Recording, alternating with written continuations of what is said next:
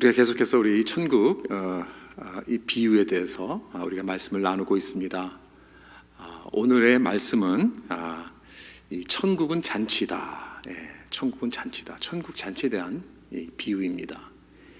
예수님은 이 잔치의 주인이십니다. 예수님께서 이 땅에 오셨을 때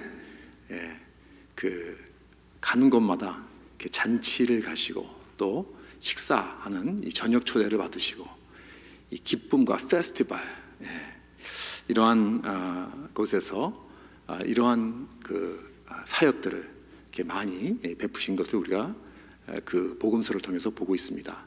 예수님께서 이 첫 기적을 행하신 곳도 바로 혼인 잔치였습니다. 거기서 포도주가 떨어지니까 이것이 기쁨의 상징인데 포도주가 떨어지니까 포도주를 만드셨습니다. 기쁨이 떨어지면 안 된다. 그렇습니다. 그래서 이 천국은 이 영원한 기쁨이 넘쳐나는 영원한 잔치와 셀러브레이션과 페스티벌이 넘쳐나는 그러한 기쁜 곳이다 라는 것을 우리에게 보여주고 계십니다. 오늘은 우리가 잘 알다시피 슈퍼볼 선데이죠. 이 슈퍼볼 선데이는 미국에서는 그냥 거의 할리데이 같이 이렇게 좀 여겨지는 그러한 날인데요. 미국에서 그 1년에 가장 음식을 많이 컨슘하는 날이 언제냐면 땡스기빙입니다. 그렇죠? 땡스기빙 때 음식들을 제일 많이 소비를 한다고 합니다. 그런데 두 번째로 많이 소비하는 날이 언제인지 아세요? 그렇습니다. 슈퍼볼 선데이예요.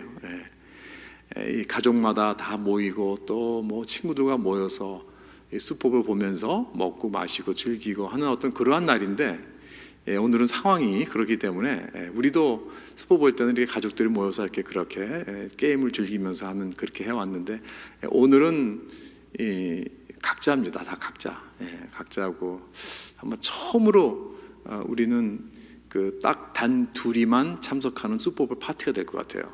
우리 집에서 제 와이프만 참석하게 될 것 같아요. 쓸쓸한 슈퍼볼 파티가 될 것 같습니다. 누가 이 잔치 참여하는 것을 싫어하겠습니까? 우리 모두가 다 이 잔치에 참여한다, 어디 파티에 간다 하는 것은 다 가고 싶어 할 것입니다. 우리 정상적인 사람이라면, 그렇죠? 즐겁고 또 재미있고 사람 만나고 셀러브레이트하고 기쁨을 나누는 그러한 곳은 우리가 가고 싶어 할 것입니다.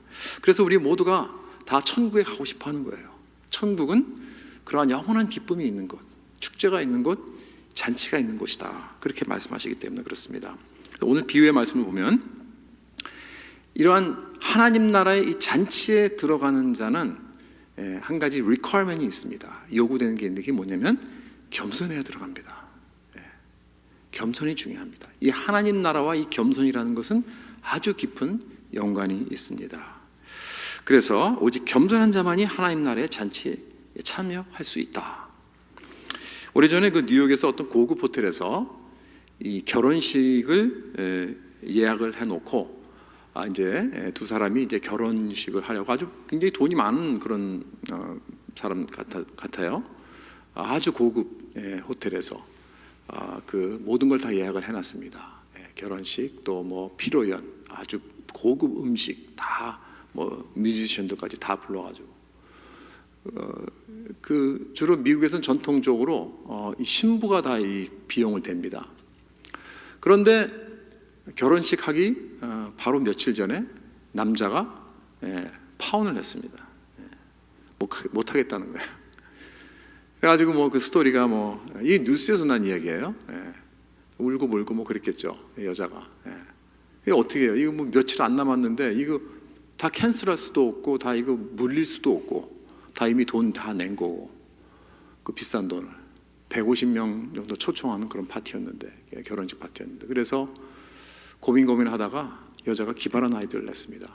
이 뉴욕에 홈레스들을 초청하자. 그래서 그날 나가서 다 홈레스들을 초청을 했어요.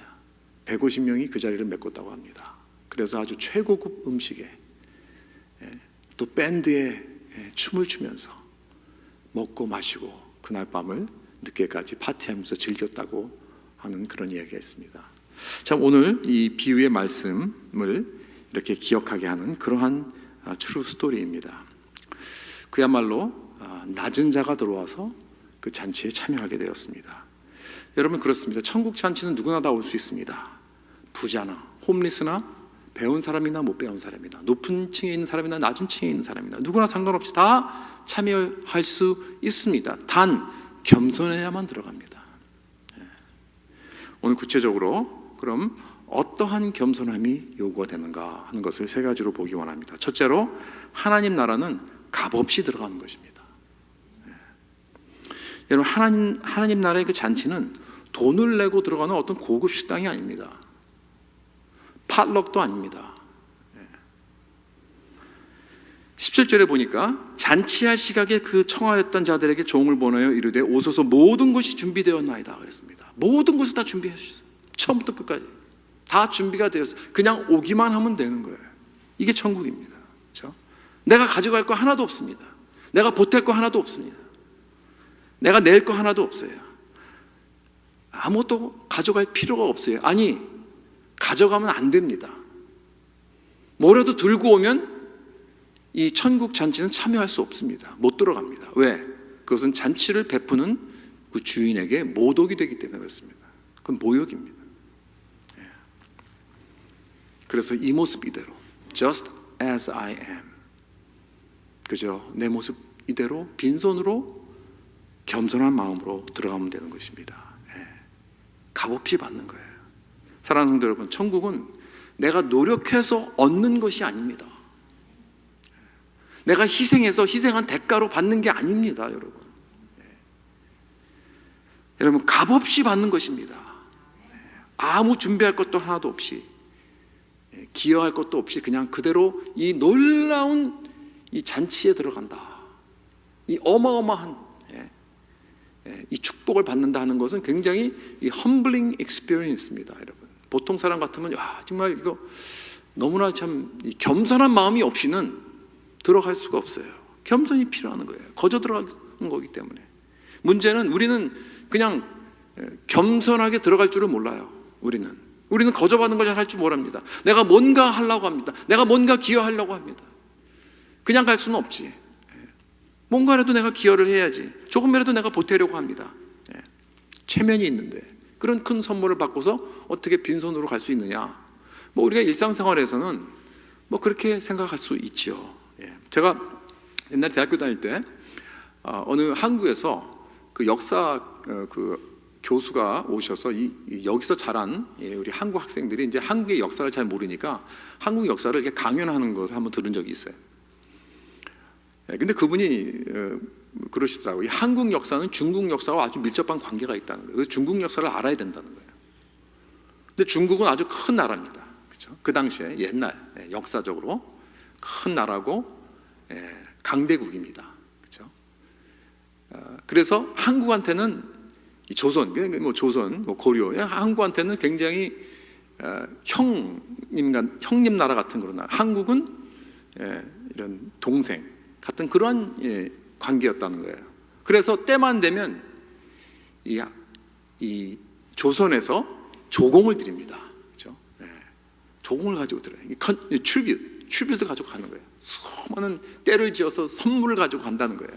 이 큰 형님 나라에 때가 되면 무슨 명절이 되면 그래서 바칩니다. 조공을 바칩니다. 근데 그게 참 재미있는 게 뭐냐면 돌아갈 때 이 형님 나라가 이 동생 나라에게 이 큰 선물들을 받았는데 그냥 빈손으로 돌려보낼 수는 없다. 체면이 있는데. 그래서 선물을 주는데 받은 것보다 2배, 3배 준다는 거예요. 돌아올 때는 더 큰 많은 선물을 가지고 돌아온다는 거예요. 그게 왜? 체면 때문에. 그렇죠? 그래서 그때 당시에 제가 동양의 이 체면 문화에 대해서 좀 배웠어요. 그런 거구나. 근데 그 받은 선물들이요, 그때 당시 너무나 컸기 때문에 이 조선의 경제를 살렸다고 합니다. 굉장히 컸기 때문에. 그러니까 그냥 때만 되면 계속 보내는 거예요. 그러면 도로 많은 것을 받게 되는 거니까. 그렇죠? 그래서 우리는 뭔가를 꼭 갚으려고 하는 그런 버릇이 있습니다. 받으면. 하나님과의 관계도 그러는 거예요. 하나님에게 내가 정말 나 같은 죄인이 하나님의 놀라운 은혜를 받았으니까 내가 뭔가를 보답해야 되지 않겠느냐, 뭔가를 갚아야 되지 않겠느냐, 그런 마음을 하는 생각이 있습니다. 나의 죄에 대한 그런 보답을 하기 위해서 조금이라도 내가 치러야 된다고. 체면이 있으니까. 하나님의 사랑을 거저받지 못하겠다는 것입니다. 여러분, 이런 모습은 어떻게 보면 겸손한 것 같지만 사실 하나님의 입장에서 보면 이것은 교만한 것입니다. 이걸 기억해야 돼요. 하나님의 사랑과 은혜를 거저받지 못하겠다는 것은 교만입니다. 나는 정말 형편없는 사람입니다. 나는 실패작입니다. 나는 용서받을 자격이 없는 그런 사람입니다. 그렇게 생각하는 사람이 있죠. 그래서 하나님께서 거저 주시겠다는데 아니, 그렇게는 안 된다는 거예요. 내가 뭔가를 내가 기여해야 된다는 거예요. 다시 말해서 하나님의 동정을 원치 않는다는 거예요. I don't need your charity. I don't want your charity, God. 그렇게 나온다면, 하나님 입장에서 본다면 그것은 겸손일까요? 교만일까요? 예를 들어서 이런 것 같아요. 어떤 돈 많은 사람이, 큰 부자가 나를 특별하게 초대를 했어요. 미국에서 최고관 비싼 식당에 초대를 했습니다. 아주 비싼 그 음식을, 예를 들어서 한 1,000불 드는 음식을 나한테 초대를 했다고 합시다. 대접을 한다고 합시다.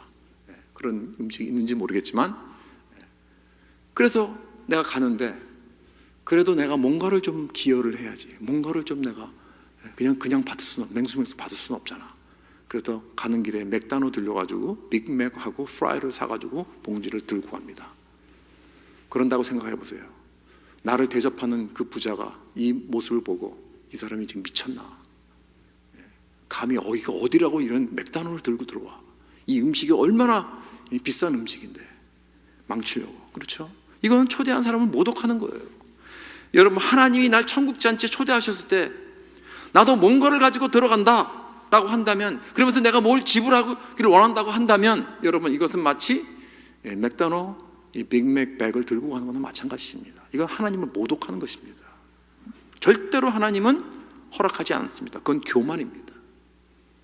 들어가지 못합니다.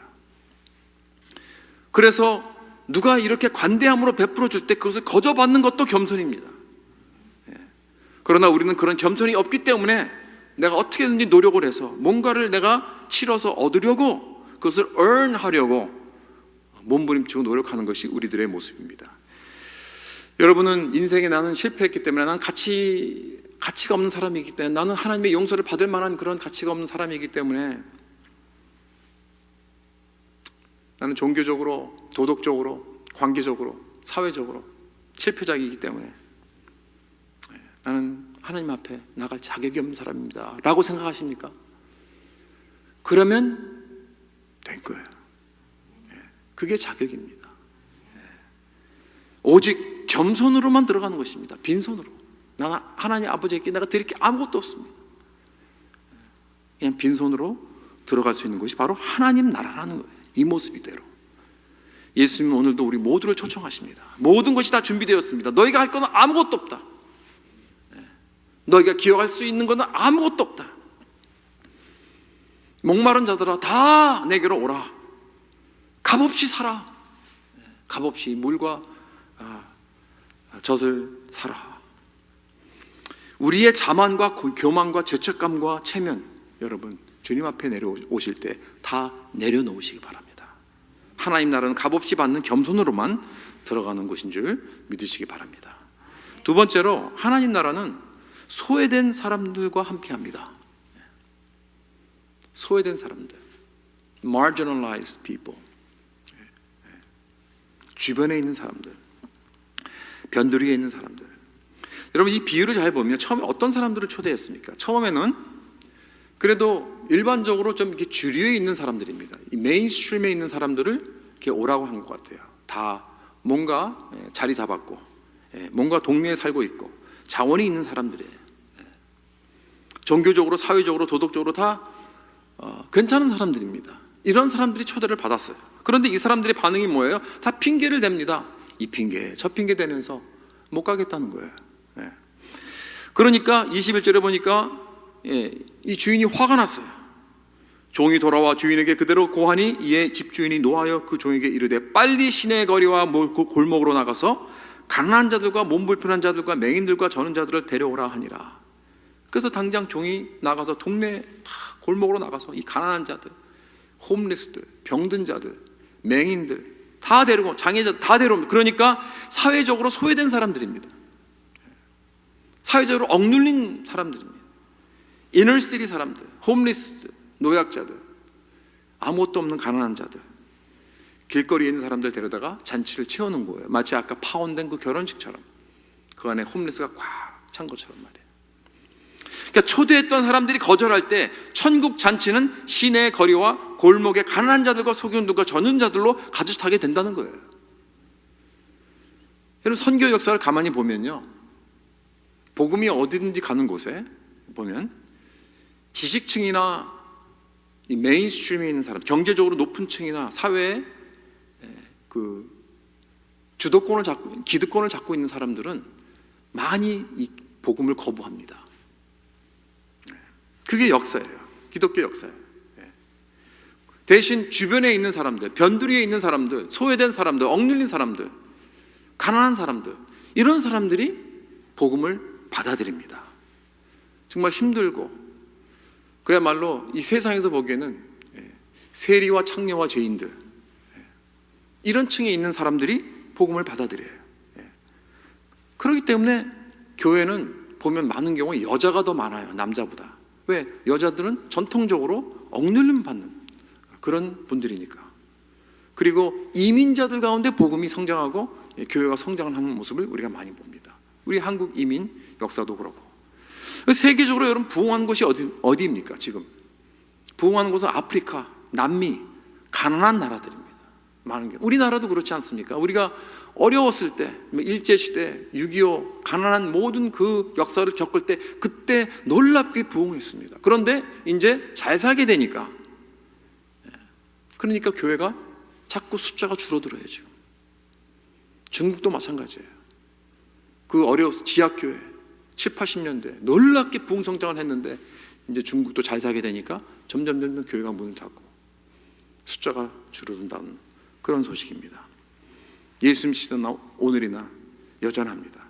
예수님도 바리새인들 보고 그러셨습니다.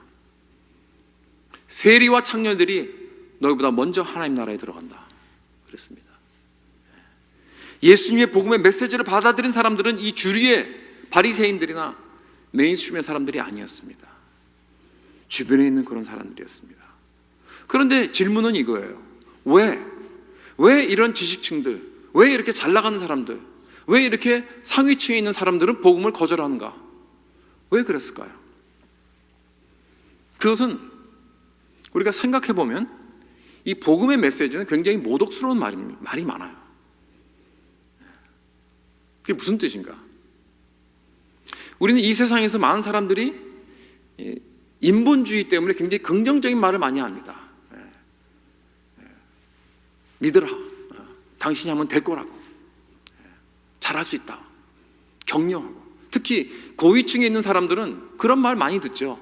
늘 존경하는 말 듣고, 격려하는 말 듣고, 칭찬하는 말 듣고, 좋은 말만 들어요. 그렇죠? 어디를 가나 잘났으니까, 그야말로 잘하고 있으니까 존경하는 말만 듣죠. 그런데 교회만 오니까 죄인이라는 거예요. 다 똑같은 죄인이라는 거예요. 하나님의 은혜 없이는 단 한 발자국도 하나님 앞에 나아갈 수 없다는 거예요. 나는 아무것도 할 수 없는 그런 죄인이다. 그런 메시지입니다. 이 복음의 메시지가.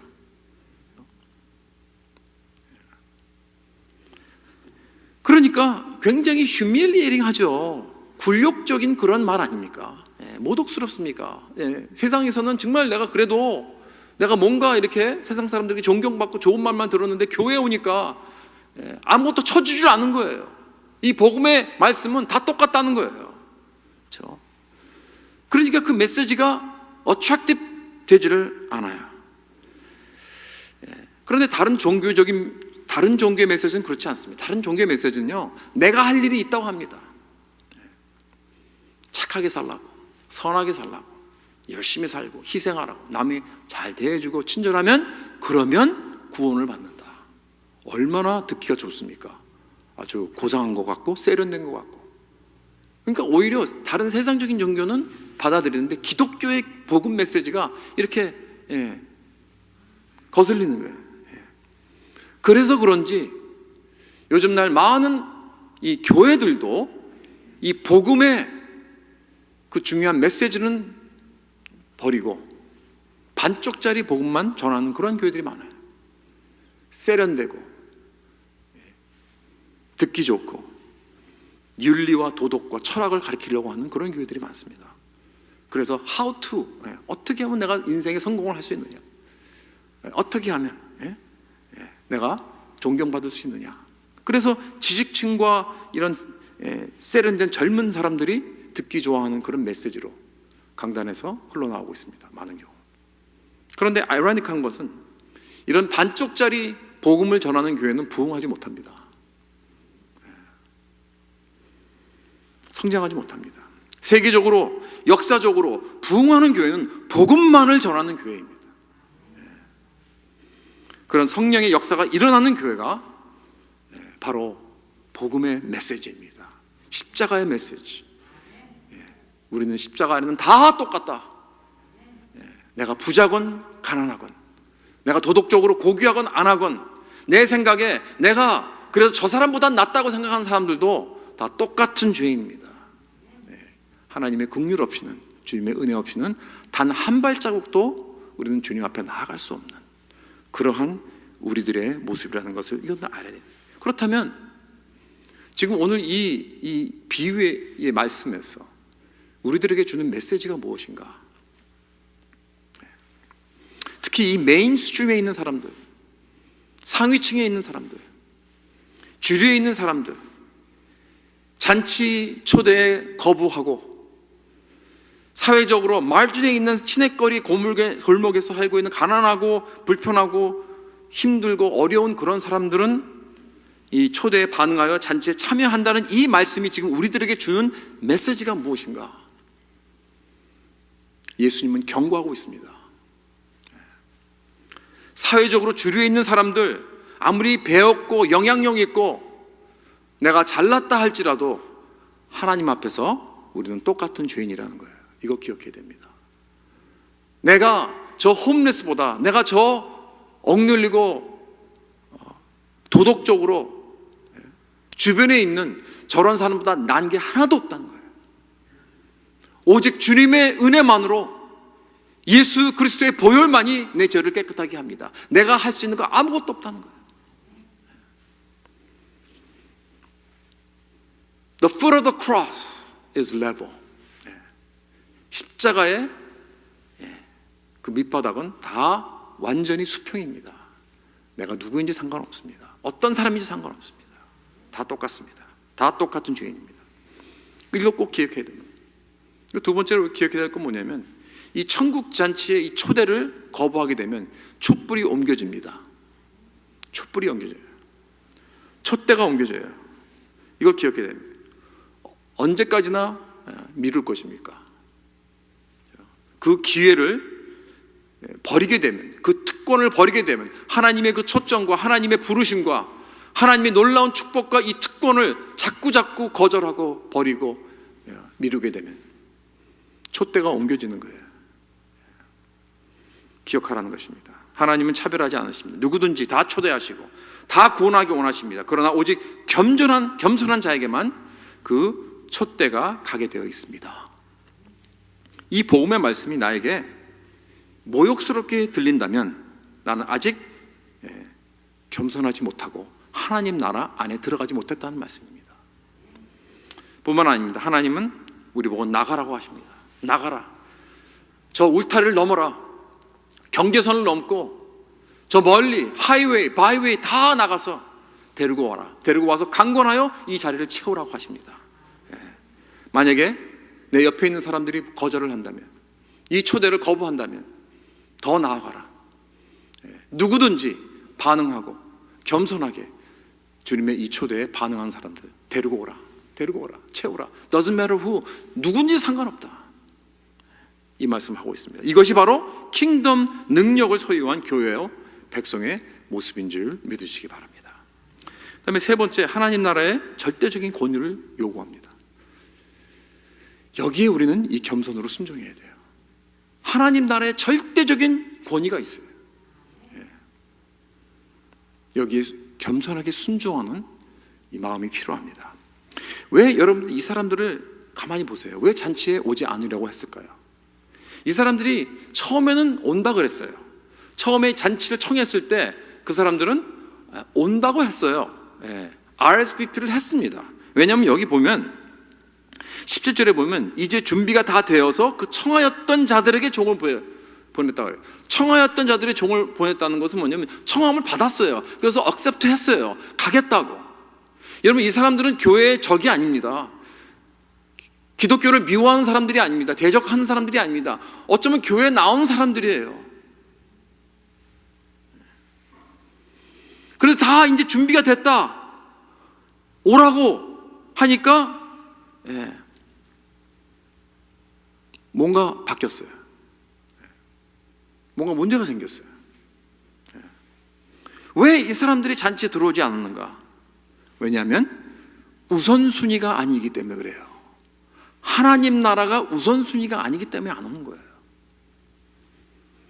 하나님 나라는 절대적인 권위에 우리가 겸손하게 무릎을 꿇는 것을 요구하십니다.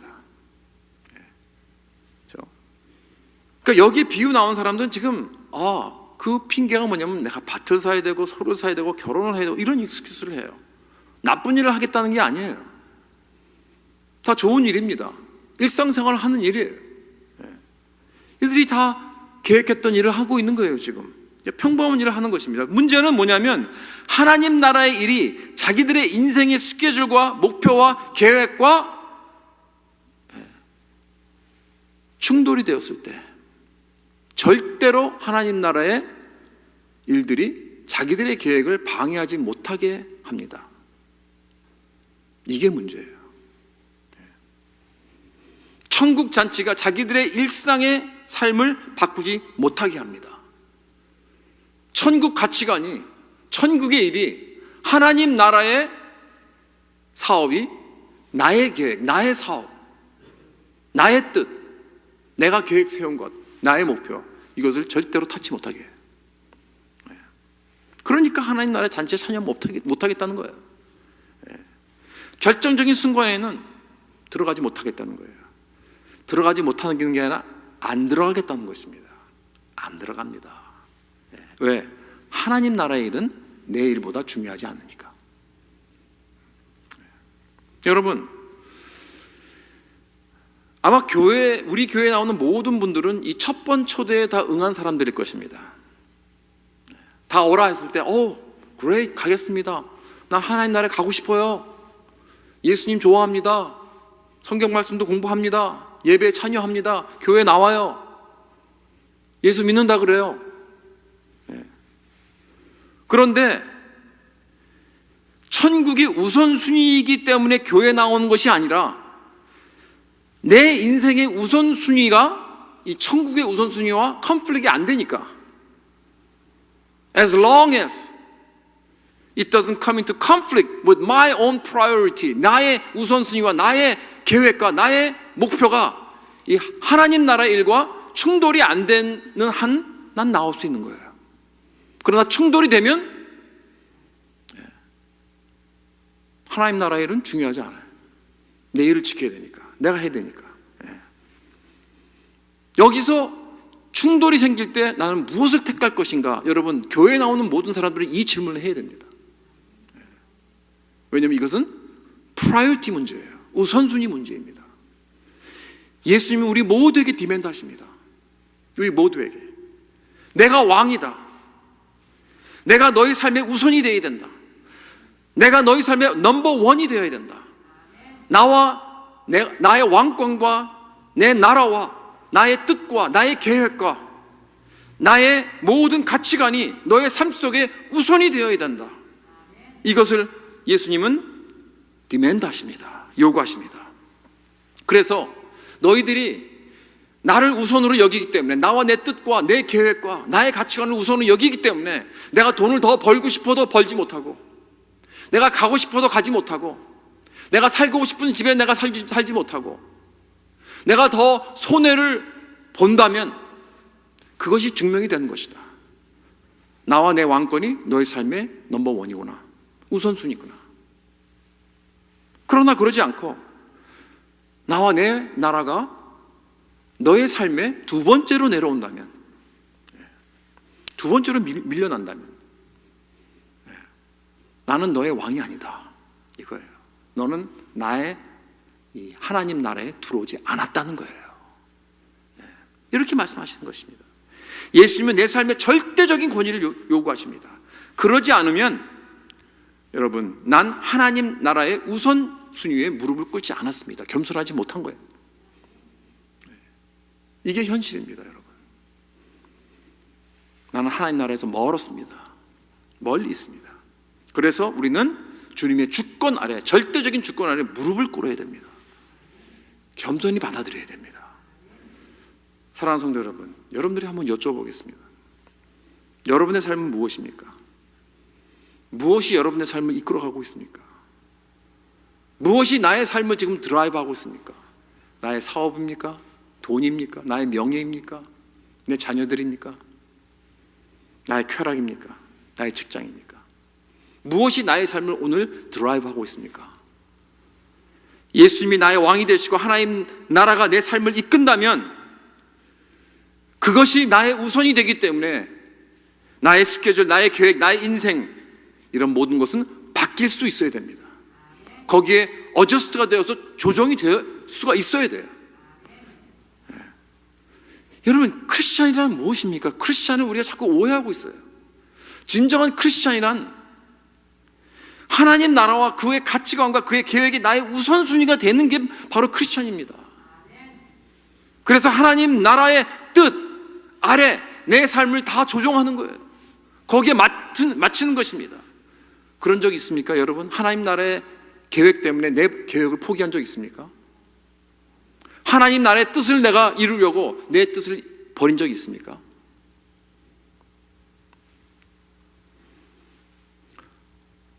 예수 그리스도께서 나를 위한 계획을 이루시기 위해서 나의 계획을 포기한 적이 있냐고요.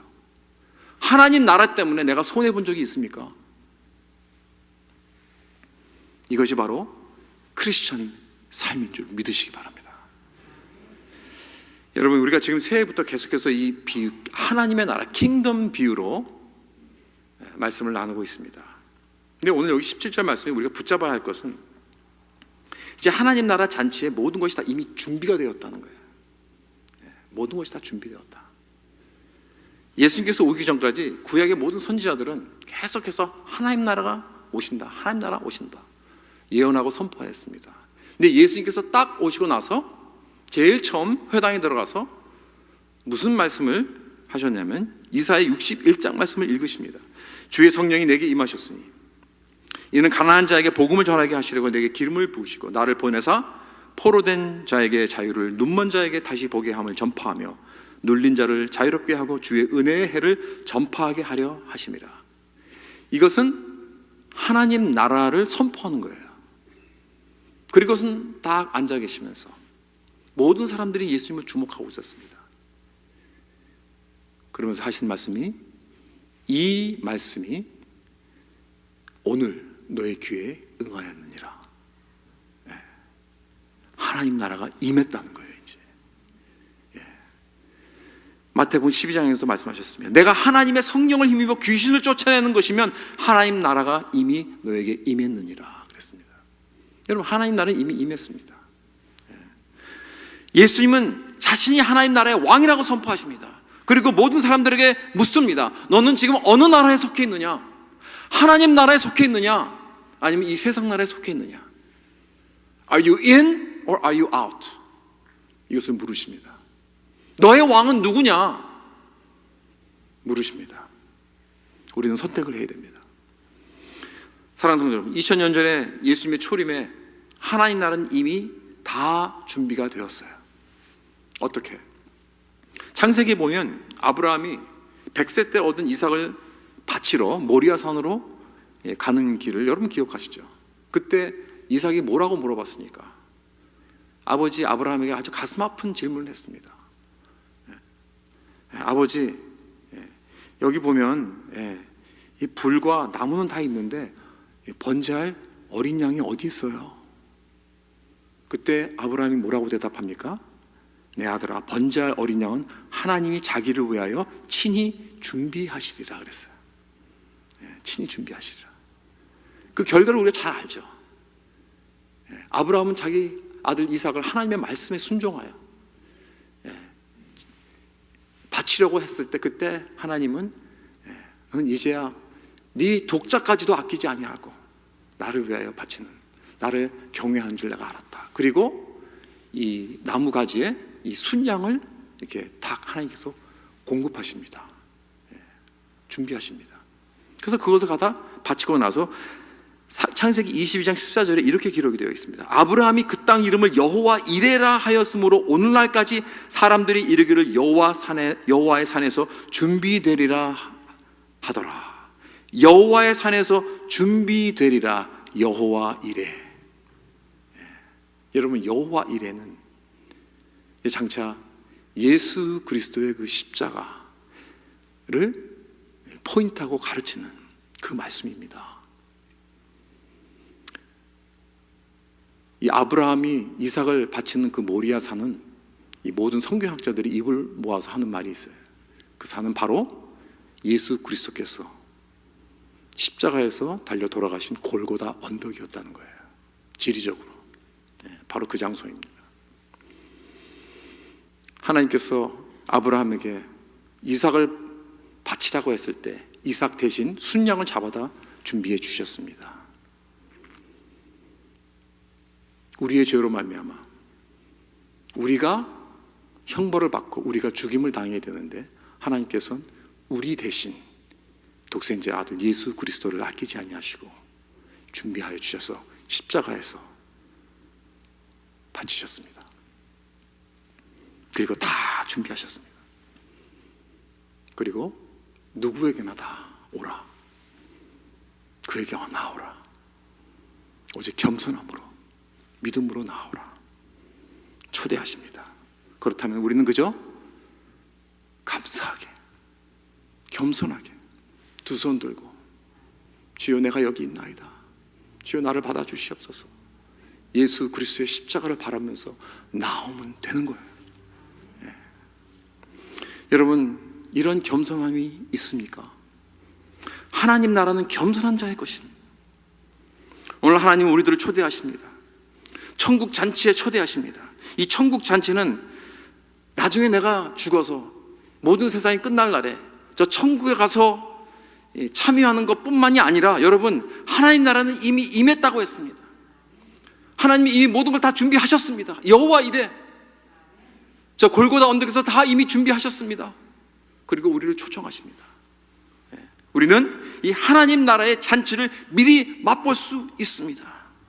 어떻게 해요? 겸손으로 들어가는 것입니다. 오늘 우리는 예수님이 주시는 이 참된 기쁨을 누릴 수 있습니다. 값없이 받아들이는 겸손으로서, 지극히 작고 소외된 자와 함께하는 겸손으로서, 하나님 나라 우선순위와 겸손으로 하나님 나라의 백성으로 그 영원한 기쁨, 그 잔치에 참여하여 누리는 저와 여러분 될 수 있기를 주님의 이름으로 축원합니다.